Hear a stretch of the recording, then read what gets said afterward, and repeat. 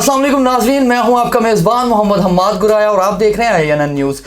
जैसा कि नाज़रीन आप जानते हैं, ये जो दुनिया है ये पॉजिटिविटी नेगेटिविटी, साउथ नॉर्थ, अच्छाई बुराई, इन चीज़ों के दरमियान बैलेंस कर रही होती है। और अगर बात की जाए हमारे मुआशरे की, तो मुआशरा हमेशा अगर किसी अच्छे मुआशरे को देखना है आपने, तो वो आप यही ऑब्ज़र्व करेंगे कि कानून की पासदारी की वजह से ही मुआशरे अच्छे बनते हैं। और जहाँ पे कानून होगा वहाँ पे लाकानूनियत लाजमी होगी। उसी लाकानूनियत से बचने के लिए हमारे पास एक ऐसा इदारा है, हमारे जजेस साहिबान हैं, हमारे वकला बरादरान हैं कि जो इस राह को हमवार करते हैं और जो इंसाफ की फराहमी को यकीनी बनाते हैं। इसी तरह के आज एक ऐसे बाप के बेटे जिन्होंने कभी ज़िंदगी में हार नहीं मानी, यानी कि सैयद मुश्ताक हुसैन शराजी, उनके बेटे अली मुश्ताक शराजी हमारे साथ मौजूद हैं। उनसे बातचीत करेंगे, जानेंगे उनके ज़िंदगी के अहवाल, किस तरह से वकालत में आए, किसके कहने पे वकील बने और उनका उस्ताद कौन है, किस तरह के केसेस प्रैक्टिस करते हैं, कितने केसेस ले चुके हैं, और इस तरह की बहुत सी बातें उनसे करेंगे। So without any kind of delay let's go and talk to mister Ali Shirazi. अस्सलाम वालेकुम। कैसे हैं आप? अल्हम्दुलिल्लाह ठीक, आप कैसे हैं गुराया साहब? Thank you so much. First of all तो आपने हमें टाइम दिया अपने बिजी स्केड्यूल में से, क्योंकि बिल्कुल हम आपके असिस्टेंट से भी बात कर रहे थे तो पता चल रहा था कि टाइम काफ़ी टफ है आपसे बातचीत करने के लिए। तो स्टार्ट लेते हैं। और सबसे पहले जानना ये चाहूँगा अली भाई कि मुझे ये बताएं कि बचपन में शौक़ होता है, लोगों को क्रेज़ होता है, किसी को स्कूल लाइफ में होते हैं तो किसी ने डॉक्टर बनना है जी, किसी ने इंजीनियर बनना है, किसी ने आर्मी में जाना है। तो क्या तभी से पर्टिकुलर प्लान था कि यार मैंने वकील बनना है और लॉ की फील्ड इंजॉय करनी है? सबसे पहले तो आई एम रियली ग्रेटफुल कि आप लोगों ने जो उनसा टाइम निकाला है मेरे लिए और मुझे इंटरव्यू करने आए हैं आप। It's very honour for me to have you people. अच्छा, बचपन में जो गोल्स होते हैं ना, वो बड़े एम्बिशियस से गोल्स होते हैं इंसान के, कि मैंने कई बच्चे होते हैं वो कहते हैं जी हमने आर्मी चूज़ करनी है, एक बड़ा टची सा एक डिपार्टमेंट है। Even that somehow belt forces का बड़ा शौक होता है लोगों को, एयरफोर्स। अक्सर बच्चों को आपने देखा होगा ना, हमें पायलट बनना है। But from the very early days of my life I perceive कि मुझे ना एक शौक था एक डिसिप्लिन फोर्स का। As my father was a police officer, a well known well reputed police officer, Mushtaq Shirazi inspector. तो मैं जब उनको देखता था तो मेरा भी दिल करता था कि मैं चूँकि ना पुलिस को लाजमी तौर पे अपनी करियर में, अपनी प्रोफेशनल लाइफ में जाऊँ पुलिस में। बट मैं जौन सा हूँ आपको एक और इंकशाफ कर दूँ कि इकलौता बेटा हूँ। तो my mother was not satisfied with that. वो कहती थी कि नहीं बेटा, आप जौन सा है ना इसको पुलिस को जौन सा है ना नहीं, तो कोई इस तरह का प्रोफेशन हो कि मेरा बेटा जो है ना रात को ईज़िली घर आ जाए करे। वन ऑफ माई अंकल मामू है मेरे, सैयद नासिर हुसैन शराजी साहब, वो एक्स प्रेसिडेंट बार हाफिज़ाबाद बार थे। उनको देखा तो मेरी वालदा ने कहा कि आपके जो मामू हैं जो नासिर शराजी साहब वो वकील हैं, तो बेटा मैं चाहती हूँ कि आप भी जो है ना वकालत करें। जिस वक्त मैं BBA ऑनर्स में था FSC के फ़ौरन बाद मैंने मास्टर्स इंग्लिश लिटरेचर किया, तो my mother forces me for this practice side. तो मैंने फिर लॉ की डिग्री ली अल्हम्दुलिल्लाह। तो एक गोल तो मेरा था पुलिस में जाने का, लेकिन वो फिर मेरी वालदा की मर्ज़ी से यू टर्न होते होते जो है ना वो जी इस काले कोट तक ले आया। और अब मुझे लग रहा है कि वो जो मेरी वालदा का फ़ैसला था ना वो मेरे लिए बड़ा कामिल था। तो क्या वालदा की वो ख्वाहिश पूरी हो सकी कि रात को बेटा जल्दी घर आ जाए? एक्चुअली ये आपने गुराया साहब जो बात की है ना, वालदा की दोनों ख्वाहिशात में से ना एक ख्वाहिश पूरी होगी, बेटा वकील तो बन गया लेकिन रात को जल्दी नहीं जा सका, टाइम पे नहीं जा सका, क्योंकि बेटे ने आगे से क्रिमिनल साइड की प्रैक्टिस चूज़ कर ली। अल्हम्दुलिल्लाह एज़ यू ऑल नो कि मैं क्रिमिनल डिफेंस साइड की प्रैक्टिस करता हूँ। तो जिधर आप मुल्ज़म के वकील होते हैं, जिस साइड पे आप मुल्ज़मान को ज़्यादा आप वहाँ पर डिफेंस देते हैं, तो वहाँ पर रातों को घर जल्दी जाना ज़रा मुश्किल होता है। तो क्यों डिफेंस, क्यों प्रोसिक्यूशन, क्यों नहीं? सर एक्चुअली हर बंदे का ना एक मिजाज होता है। वैसे तो कचहरी का ये मिजाज है, कचहरी के बारे में और वकील के बारे में कहा जाता है कि आपको प्रैक्टिस चूज़ करती है, आप प्रैक्टिस को चूज़ नहीं करते। मतलब if you are running office तो आपका क्लाइंट डिसाइड करेगा कि आपने किस फील्ड में जाना है। बट अल्हम्दुलिल्लाह by the grace, by virtue of my God, Allah ताला ने मेरे लिए ये एक बड़ी खुश आइन बात रखी। मैंने अपनी वालदा के फ़ैसले पे एतमाद करते हुए इस फील्ड को चूज़ किया। तो मेरा ज़हन था पुलिस का, चूँकि ज़हन था उधर मैं जा नहीं सका, तो एनी हाउ फिर अल्लाह ताला ने कहा कि आपको क्यों ना उसी डिपार्टमेंट के साथ इंटर रिलेट ही मैं रखूँ। उन्होंने पुलिस वालों ने मुल्ज़म पकड़ने हैं और मैंने छुड़वाने हैं। सही है। तो अली भाई क्यों क्राइम प्रैक्टिस ही क्यों कर रहे हैं, टैक्सेशन है और बड़ी सी फील्ड है, तो क्राइम ही क्यों? सर मैंने ना एक सीरीज़ है, इंग्लिश मूवी सीरीज़ है द सूट, उसमें ना वकला के बारे में काफ़ी बताया गया है। तब आई वॉज वेरी यंग जब मैं उसको देखता था, तो उसमें एक डायलॉग था and I was very very impressed with that dialogue. वो कहते थे कि a criminal side lawyer will always be in a spotlight. जो वकील फौजदारी वकालत करता है, क्रिमिनल साइड करता है, वो हमेशा स्पॉटलाइट में रहता है। Your interaction with the courts, your interaction with the administration, your interaction with the police, your interaction with the all the departments, वो एक क्रिमिनल जो साइड प्रैक्टिस कर रहा है ना लॉयर, वो आपको एक स्पॉटलाइट में नजर आएगा। यानी कि आपको स्पॉटलाइट में रह के एंगेज रहना इस फील्ड के साथ ज्यादा पसंद है। ऑब्वियसली अगर इंसान जो है वो वर्क कर रहा है और बड़ा मेहनत कर रहा है, तो वो चाहता है कि मैं स्पॉटलाइट में तो लाजमी तौर पे रहूँ ना। बिल्कुल। अच्छा, ये जानना चाहूँगा कि तकरीबन आपको कितनी देर हो गई है इस फील्ड में वकालत करते हुए, कितना अरसा हो गया? अच्छा, ये आपने ना बड़ी मज़े की एक बात पूछी है, मुझे बड़ा मज़े का क्वेश्चन है। अभी तो मेरी थोड़ी सी हेल्थ और इम्प्रूव हो गई है। पहले आई वॉज वेरी थिन, जब मैं प्रैक्टिस में स्टार्ट में आया था तो लोग मुझे आगे ना केस देने से पहले ये पूछते थे कि बेटा ਤੁਹਾਡੀ वकालत कितने साल हो गई है। लेकिन जिस वक्त मैं रोस्ट्रम पे खड़ा हो जाता हूँ, I feel like I am flying in the air अपने आर्ग्यूमेंट्स के साथ। मेरी प्रैक्टिस अभी जौन सी है वो 2019 में मैंने स्टार्ट की थी। इट्स आई थिंक सो 5 साल अप्रॉक्सीमेटली, बट अल्हम्दुलिल्लाह I am doing well in my so young practice sir. तो ऑलमोस्ट कितने केसेस हैं जो आपने 5 साल के अंदर आपने वो केसेस लड़े हैं, और कितने केसेस उसमें से आप जीते हैं, कितने हारे हैं, इस हवाले से थोड़ा अभी ऑब्वियस तो मुझे नहीं याद, लेकिन 2023 जो गुजरा है उसमें मेरा जो क्लर्क है, मेरा जो बच्चा है, मेरा मुंशी जोन सा है, बड़ा मेरा प्यारा बच्चा है नुमान, उसको मैंने कहा था कि यार जनवरी 2023 से लेकर ना दिसंबर 2023 तक तुमने वकालतनामे लिखने हैं कि मेरे कितने वकालतनामे जो उनसे ना वो कोर्ट्स में गए हैं, यानी कि रेशो चेक करने के लिए। हाँ, 1 साल के। और आई थिंक जो हमने एंड पे कैलकुलेशन की थी, 1 साल में हमारे 822 वकालतनामे गए थे। मतलब हमने 822 केसेस में मैं अपीयर हुआ था। यानी कि 365 डेज में आप तकरीबन 842 सर थोक के हिसाब से केसेस कर रहे हैं। सर इनकार नहीं है, इकरार है इस बात पर, यकीन कामिल है इस बात पर कि जो साइल आएगा इंशाल्लाह उसकी दाद रसी होगी। I have been a multi talented person. अपने मुंह से अब क्या कहना, मैं आपको बताता हूँ।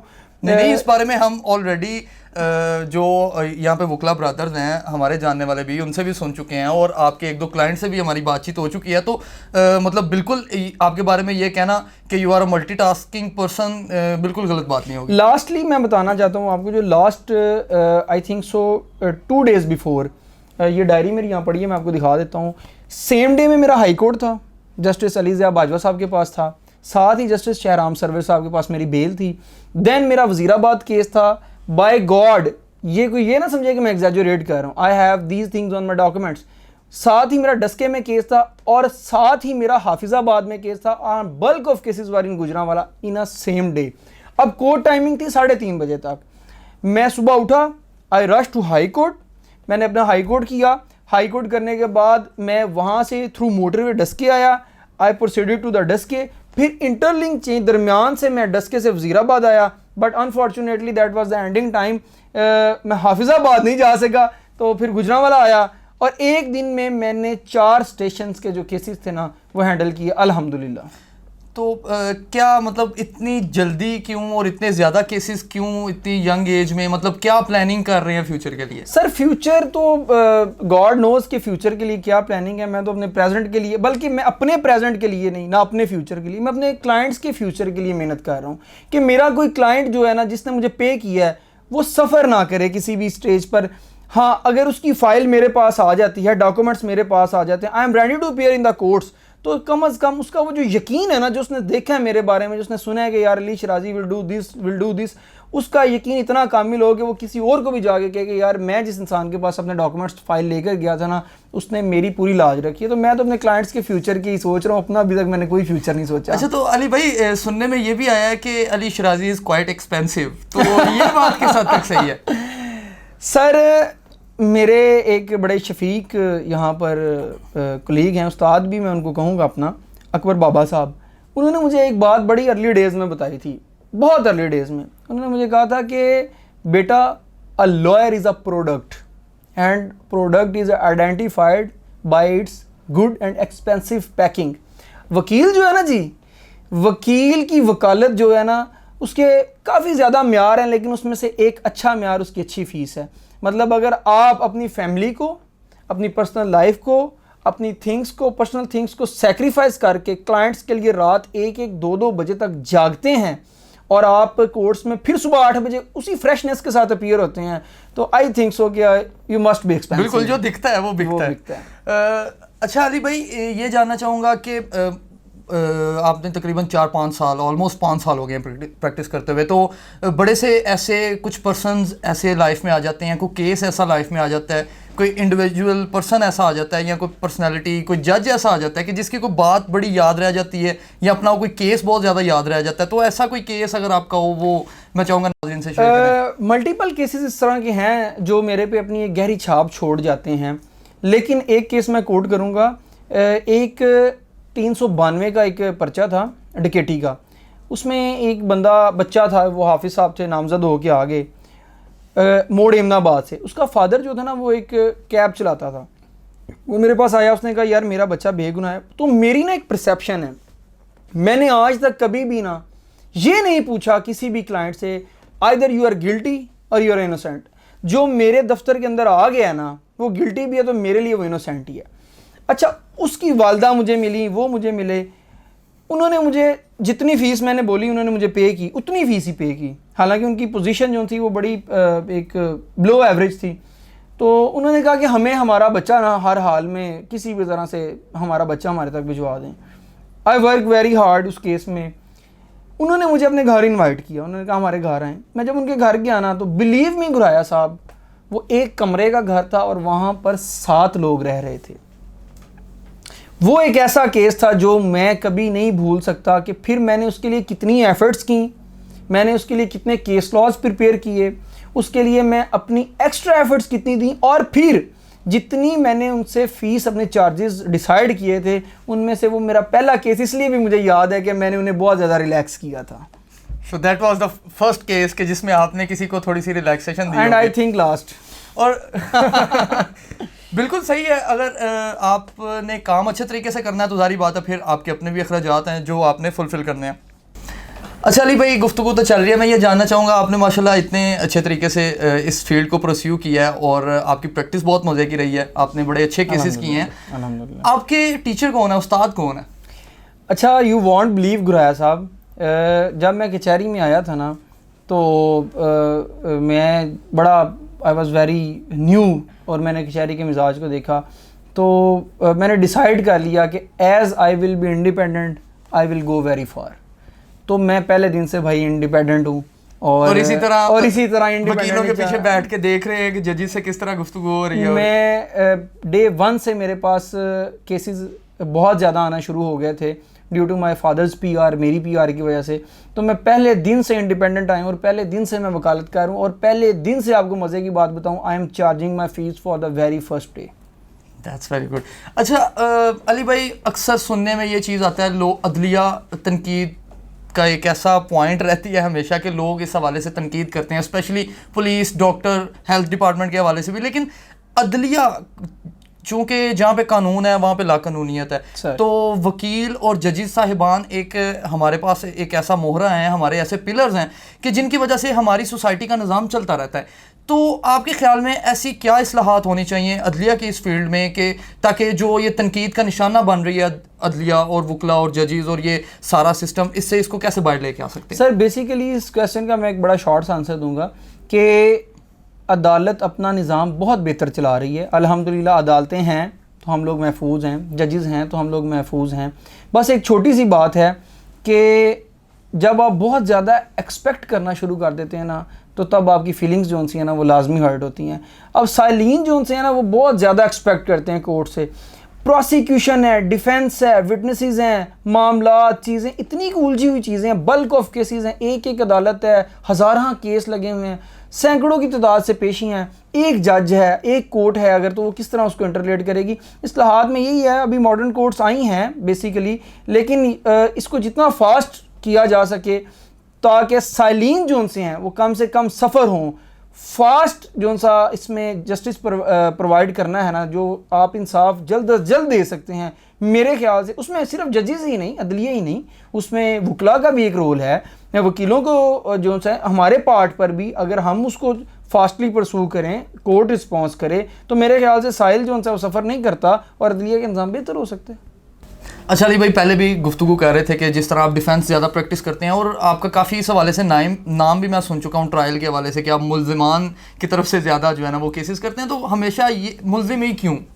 गुराया साहब, ये क्वेश्चन जो आपने किया ना, ये मेरे से मुतअद्दिद मरतबा पूछा जा चुका है कि आप मुल्ज़िम के ही क्यों वकील होते हैं। अक्सर मैं अपनी सोशल मीडिया पे जो है ना, मैं इस चीज़ को बड़ा अपनी अचीवमेंट को शेयर करता हूँ कि आज मैंने फ़लाँ मुल्ज़िम की बेल करवा दी, फ़लाँ मुल्ज़िम बरी करवा दिया, तो मुझे अक्सर तनकीद का निशाना लोग बनाते हैं कि मुल्ज़िम का ही क्यों। सर, हमारे लॉ का एक मैगज़ीन है, लॉ का एक मैगज़ीन है, उसमें कहते हैं कि the accused is the favourite child of law. जो मुल्ज़िम है वो कानून का लाडला बच्चा है। और फिर एक और बात कही जाती है, कहा जाता है the benefit of the doubt always favours the accused. जहाँ पर प्रोसिक्यूशन की स्टोरी में थोड़ा सा भी डेंट या तजाद आएगा, उसका फ़ायदा हमेशा मुल्ज़िम साइड को होगा। अब हमारे माशरे का अलमिया क्या, पुलिस ज़्यादती बहुत ज़्यादा करती है प्रोसिक्यूशन के साथ मिलके। एक मुल्ज़िम है, अगर उसने वो ऑफेंस नहीं भी ना किया तो उसमें भी उसको इंटर रिलेट कर दिया जाता है, नामलूम मुकदमात में डाल दिया जाता है, या जो मुकदमात किसी और के हैं वो उस पर डालने की exactly what I am trying to say. तो फिर हमने ठान रखा है कि इंशाल्लाह ताला हम खड़े हैं और दिफा करेंगे, जो जालिम है उसको रोकेंगे, जो मजलूम है उसका साथ देंगे। और मेरी नज़र में अभी तक मुल्ज़िम जो उनसे ना वो मजलूम ही है। अच्छा अली भाई, ये बताएं कि एट द लास्ट नए जो आने वाली जनरेशन है, जो नए यंग लॉयर्स हैं, प्रैक्टिस कर रहे हैं, उनके लिए कोई पैगाम अगर आप देना चाहें तो? सर, ये जो हमारी बार है ना, यहाँ पर बल्क ऑफ लोग इस तरह आ रहे हैं, रेशो दर रेशो। यंगस्टर्स जो है ना, उनके लिए मैं एक बात ज़रूर करूँगा, ये इस वजह से नहीं कर रहा कि आप मेरा इंटरव्यू कर रहे हैं, मतलब दिस इज़ द थिंग जो मेरे अंदर से निकलती है, क्योंकि I was a very pioneer at one time. मैं आया, मैं बड़ा यंग यहाँ पर था, मुझे गाइड करने वाला कोई नहीं था है।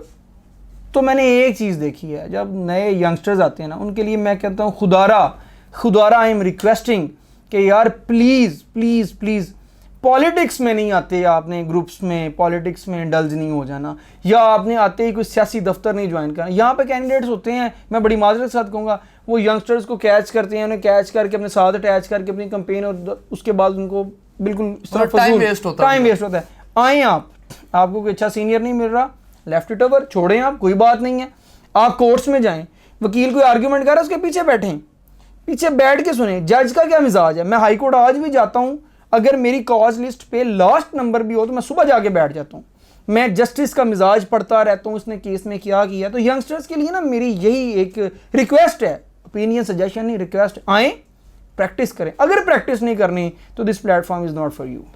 जी, तो नाज़रीन, आपने सैयद अली मुश्ताक शराजी साहब की गुफ्तगू सुनी, और उन्होंने जिस तरह से यंग जो लॉयर्स अभी दोबारा प्रैक्टिस के लिए आ रहे हैं, चूँकि हमें अभी कुछ हमारे वकील हजरात मिले तो अली भाई को बहुत पसंद करते हैं, तो उन्होंने कहा था कि यार हमारे लिए कोई एट द लास्ट ना उनसे कोई एक बात ज़रूर लेके आना। तो मैंने सिर्फ उनके लिए नहीं बल्कि जितने भी यंग वकील हैं उनके लिए अली भाई ने बड़ा खूबसूरत पैगाम दिया है कि बजाय इसके कि आप जो सियासी मामलात हैं कोर्ट कचहरी के, उसमें फंसने से बेहतर है कि आप जो सीनियर वकील हैं उनके पीछे बैठे, उनकी गुफ्तगू सुने कि वो जजेस के साथ किस तरह से बात कर रहे हैं और किस तरह से उनको, ताकि आप प्रिपेयर हों कि आपने किस तरह से इस फील्ड को परस्यू करना है। इसी के साथ मुझे मोहम्मद हमाद गुराया को इजाज़त दीजिए। अल्लाह निगहबान।